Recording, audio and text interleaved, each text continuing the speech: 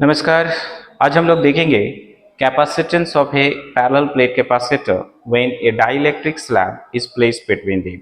That means अगर एक parallel plate capacitor के बीच में हम लोग एक डाइलेक्ट्रिक स्लैब को रखेंगे तो उसकी कैपेसिटेंस कितनी होगी ये हम लोग फाइंड आउट करेंगे। देखिए, सबसे पहले जो है हम लोग दो पैरेलल प्लेट कैपेसिटर जो है ये हम लोग ड्रॉ कर रहे हैं, राइट। और ये दोनों के दोनों पैरेलल प्लेट कैपेसिटर जो है बिल्कुल यूनिफॉर्म है और एक दूसरे के पैरेलली प्लेस्ड है। तो यहाँ पे देखिए, let A and B are two uniform plates. A और बी क्या है? दो यूनिफॉर्म प्लेट्स है, बिल्कुल एक ही जैसा प्लेट्स है। Placed parallel to each other, दोनों एक दूसरे के पैरेलली प्लेस्ड है। Separated by a perpendicular distance d apart, और इन दोनों के बीच का जो परपेंडिकुलर डिस्टेंस है वह कितना है? d है। अगर हम लोग यहाँ पर देखें कि ये जो हम लोगों का पैरेलल प्लेट कैपेसिटर है, राइट, ये हम लोग देख रहे हैं दो पैरेलल प्लेट कैपेसिटर है और ये दोनों पैरेलल प्लेट कैपेसिटर जो है बिल्कुल एक दूसरे के पैरेलली प्लेस्ड है, बिल्कुल इस तरह से। अब यहाँ पे देखिए, एक डाइलेक्ट्रिक स्लैब जो है इन दोनों के बीच में हम लोग रख रहे हैं। एक डाइलेक्ट्रिक स्लैब है और इस डाइलेक्ट्रिक स्लैब का थिकनेस कितना है? तो T है, और relative permittivity of the medium कितना है? तो एप्सिलॉन r है। ये हम लोग देख रहे हैं, ये एक डाइलेक्ट्रिक स्लैब जिसकी थिकनेस T है और relative permittivity of the medium जो है वो एप्सिलॉन r है। ध्यान से देखिए डायग्राम को, क्या है? Let A and B are two uniform plates, बिल्कुल एक ही जैसे प्लेट्स हैं, यूनिफॉर्म प्लेट्स हैं। Placed parallel to each other, आप ऐसे समझ सकते हैं, let A and B are two uniform plates placed parallel to each other separated by a perpendicular distance d apart। इन दोनों के बीच का perpendicular distance कितना है? d है। अब यहां पर देखो, plus q amount of charge is given to a। अगर हम लोग देखें, ये plus q amount of charge जो है हम लोग a को दे रहे हैं and the outer surface of b is connected through earth। और ये जो आउटर सरफेस है b का उसको हम लोग अर्थ के साथ कनेक्ट कर दिए। Hence, minus q amount of charge is induced in the inner surface of B। Actual जो है प्रिंसिपल ऑफ कैपेसिटर में आपने देखा है कि अगर एक कैपेसिटर को हम लोग रखते हैं, जस्ट उसके सामने अगर एक अनचार्ज्ड कंडक्टर को रखते हैं तो वहां पे इंड्यूस चार्ज डेवलप होता है, जस्ट अपोजिट काइंड। इधर पे नेगेटिव डेवलप होगा, इधर पे पॉजिटिव डेवलप होगा। लेकिन अगर उसको हम लोग अर्थ के साथ कनेक्ट कर देंगे तो यहाँ से इलेक्ट्रॉन जाएंगे और इधर जो पॉजिटिव चार्ज होगा उसको बिल्कुल न्यूट्रलाइज कर देंगे। Clear? So A and B are two uniform plates placed parallel to each other separated by a perpendicular distance d apart, plus q amount of charge is given to A and the outer surface of B is connected through earth, hence minus q amount of charge is induced in the inner surface of B। A dielectric slab of thickness T and relative permittivity of the medium epsilon r is placed between these two parallel plate capacitor। अब यहाँ पे देखिए, अगर sigma जो है, अगर हम लोग सिग्मा को कह रहे हैं कि सरफेस चार्ज डेंसिटी है और एस जो है इसका क्या है? सरफेस एरिया है। तो पहला जो इक्वेशन हम लोग बना सकते हैं वह क्या है? तो surface charge density sigma is equal to total amount of charge per unit surface area. यहां से स्टार्ट किया जाएगा। सिग्मा क्या है? सरफेस चार्ज डेंसिटी है, और surface charge density sigma is equal to क्या है? तो सिंपल Q बाई एस। अब यहां पर देखिए दो पार्ट है, एक पार्ट जो है एयर वाला पार्ट है यहाँ पर, है ना। अगर हम लोग देखें यहाँ पर एक पार्ट जो है एयर वाला है तो उसकी इलेक्ट्रिक फील्ड इंटेंसिटी को हम लोग E मान लेते हैं। और सिंपल अगर हम लोग देखें यहाँ पर जो स्लैब वाला पार्ट है, यहाँ पर इलेक्ट्रिक फील्ड इंटेंसिटी को हम लोग E1 मान लेते हैं। तो यहाँ पर देखिए हम लोग क्या कह सकते हैं? E क्या है? तो let E is equal to electric field intensity at a place in air in between these two parallel plate capacitor. तो ये जो दो पैरेलल प्लेट कैपेसिटर है, इनके बीच में जो एयर वाला पार्ट है उसकी इलेक्ट्रिक फील्ड इंटेंसिटी कितनी है? E है। तो गॉस लॉ के एप्लीकेशन से आपने पढ़ा है कि इलेक्ट्रिक फील्ड इंटेंसिटी जो है कितना होता है? तो सिग्मा बाई एप्सिलॉन नॉट होता है, सिग्मा बाई एप्सिलॉन नॉट। ये हम लोग using Gauss law, using Gauss. तो E is equal to sigma by epsilon naught जो है ये हम लोग गॉस लॉ के एप्लीकेशन से निकाले थे। तो इलेक्ट्रिक फील्ड इंटेंसिटी E की वैल्यू हो गई सिग्मा बाई एप्सिलॉन नॉट। ये हो गया हम लोगों का इक्वेशन नंबर 2।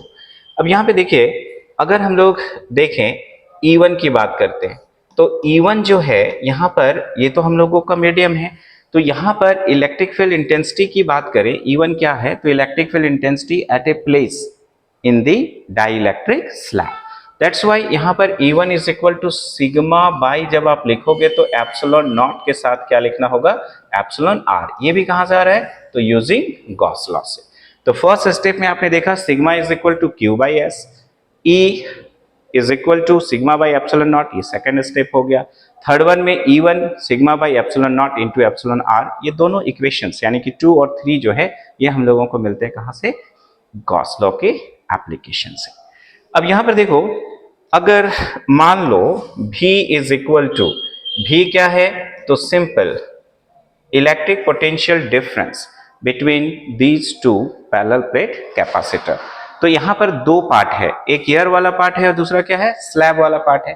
तो एयर वाला पार्ट के अगर पोटेंशियल डिफरेंस निकाली जाए तो हम लोग क्या करेंगे? E इंटू डी करेंगे, है ना।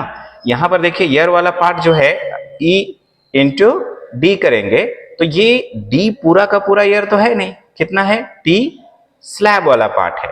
तो यहां पर E इंटू क्या हो जाएगा हम लोगों का? D minus T.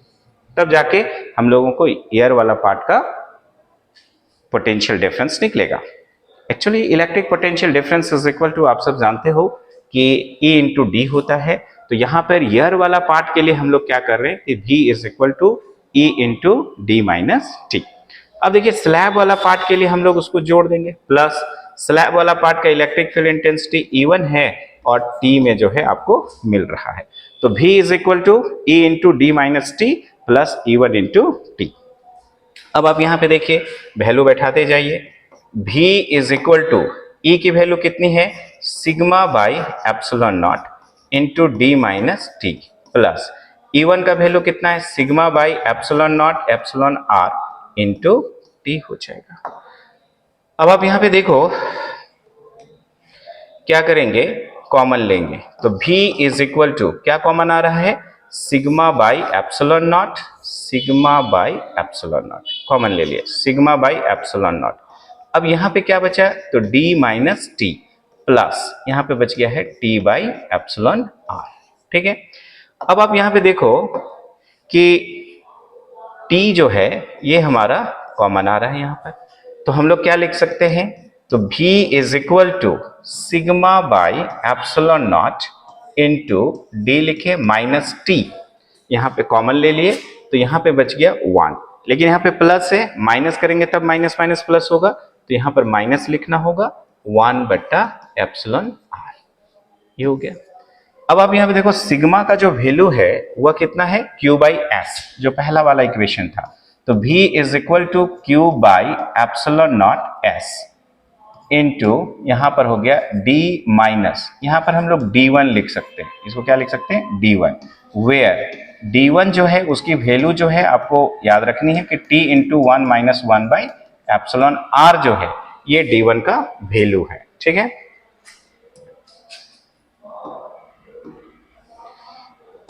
यहां पे देखिए ये हो गया हम लोगों का एप्सिलॉन नॉट एस। ठीक है। तो V is equal to Q by epsilon naught S into D minus D1, जहां पे D1 की वैल्यू जो है कौन वाली है? तो यहां पर अगर आप देखो D1 की वैल्यू जो है इसके जगह में हम लोग D1 रखते हैं। अभी D1 जो है इसकी वैल्यू दो चीजों पे डिपेंड कर रही है, एक थिकनेस ऑफ द स्लैब और दूसरा जो है relative permittivity of the medium जो है इस पे डिपेंड करेगा। ठीक है। अब आप यहां पे देखो क्या कर सकते हैं हम लोग कि कैपेसिटेंस जो है वो होता है हम लोगों का Q बाई V। तो यहां पर Q है, इधर ले गए तो हम लोग Q बाई V हो गया is equal to epsilon naught S ऊपर चला जाएगा divided by D minus D1 हो गया। और Q बाई V क्या होता है? कैपेसिटेंस। तो capacitance C is equal to epsilon naught S बट्टा D माइनस D1 हो जा रहा है। तो यहां पर देखिए ये हो गया हम लोगों का इक्वेशन नंबर 4। ठीक है, तो D माइनस D1 जो है नीचे वाला पोर्शंस का वैल्यू को क्या करेगा? घटाएगा। तो इस तरह से हम लोग देखते हैं कि जब भी एक डाइलेक्ट्रिक स्लैब को दो पैरेलल प्लेट कैपेसिटर के बीच में रखा जाता है तो उसकी कैपेसिटेंस जो है वह हमेशा क्या करेगी? इंक्रीज करेगी। एक्चुअली क्या हो रहा है, आप यहाँ पे देखिए ये वाला जो है घट रहा है, ये घटेगा तो क्या होगा? कैपेसिटेंस बढ़ेगा। तो एमसीक्यूज के लिए काफी इंपॉर्टेंट जो है क्वेश्चन है कि when a dielectric slab is placed between two parallel plate capacitor then its capacitance increases decreases not change। तो यहां पर कैपेसिटेंस क्या होगी? बढ़ेगी। also जब हम लोग पढ़े हैं capacitance of a parallel plate capacitor without a dielectric slab is placed between them, तब हम लोग जो है एक जनरलाइज फार्मूला जो है वहां पे निकालते थे C is equal to epsilon naught epsilon R S बट्टा D। तो यहां से भी हम लोग इस चीज को एक्सप्लेन कर सकते हैं। यहां पे देखिए एप्सिलॉन R जो है वो relative permittivity of the dielectric slab है और ये हमेशा 1 से ज्यादा होगा। तो जब ये बढ़ेगा तो कैपेसिटेंस जो है वो बढ़ेगा। ये रिलेशन जो है ऑलरेडी जो है हमने आपको बताया है। तो इस रिलेशन से भी अगर देखें कि डाइलेक्ट्रिक स्लैब को रखने से उसकी कैपेसिटेंस बढ़ेगी या घटेगी, तो it is always increases. That is all about capacitance of a parallel plate capacitor when a dielectric slab is placed between them. Thank you.